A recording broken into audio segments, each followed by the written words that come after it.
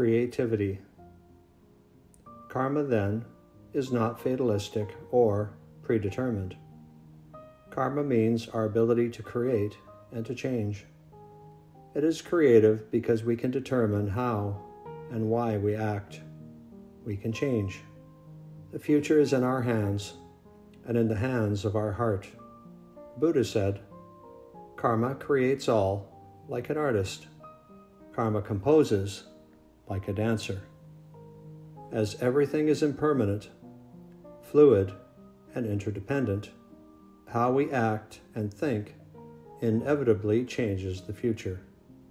There is no situation, however seemingly hopeless or terrible, such as a terminal disease, which we cannot use to evolve, and there is no crime or cruelty that sincere regret or real spiritual practice cannot purify. Milarepa is considered Tibet's greatest yogin, poet, and saint. I remember as a child the thrill of reading his life story and poring over the little painted illustrations in my handwritten copy of his life. As a young man, Milarepa trained to be a sorcerer, and out of revenge killed and ruined countless people with his black magic. And yet, through his remorse and the ordeals and hardships he had to undergo with his great master Marpa, he was able to purify all these negative actions. He went on to become enlightened, a figure who has been the inspiration of millions down through the centuries. In Tibet, we say, negative action has one good quality: it can be purified. So there is always hope.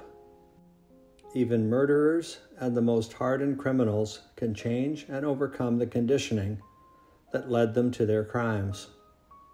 Our present condition, if we use it skillfully and with wisdom, can be an inspiration to free ourselves from the bondage of suffering. Whatever is happening to us now mirrors our past karma.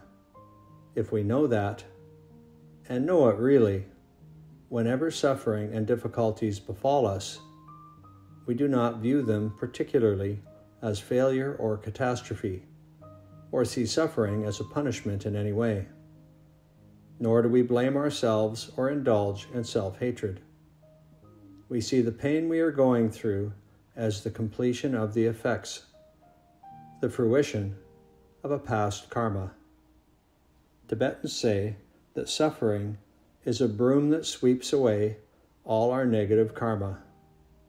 We can even be grateful for that one karma coming to an end.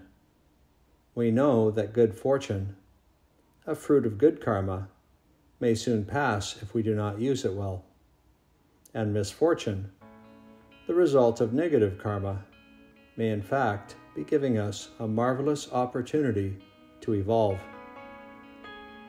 For Tibetan people, karma has a really vivid and practical meaning in everyday lives. They live out the principle of karma in the knowledge of its truth, and that this is the basis of Buddhist ethics. They understood it to be a natural and just process. So karma inspires them in a sense of personal responsibility in whatever they do.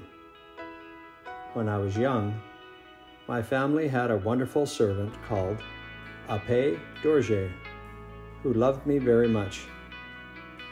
He really was a holy man and never harmed anyone in his whole life. Whenever I said or did anything harmful in my childhood, he would immediately say gently, "Oh, that's not right," and so instilled in me a deep sense of the omnipresence of karma, an almost automatic habit of transforming my responses should any harmful thought arise. Is karma really so hard to see in operation? Don't we only have to look back at our lives to see clearly the consequences of some of our actions? When we upset or hurt someone, didn't it rebound on us? Were we not left with a bitter and dark memory and the shadows of self-disgust? That memory and those shadows are karma. Our habits and our fears are also due to karma, the result of actions, words, or thoughts we have done in the past. If we examine our actions and become really mindful of them, we will see there is a pattern that repeats itself in our actions. Whenever we act negatively, it leads to pain and suffering. Whenever we act positively, it eventually results in happiness.